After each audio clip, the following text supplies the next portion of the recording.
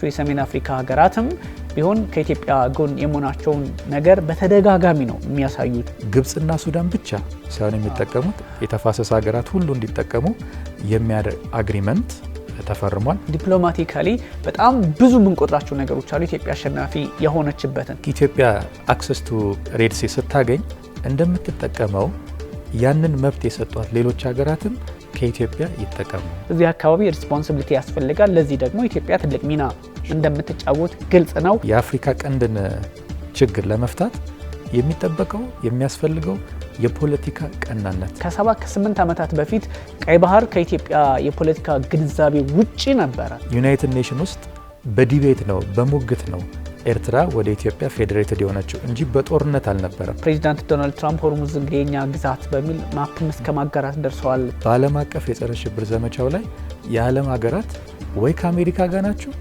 ወይ የአሜሪካ ጠላት ናቸው።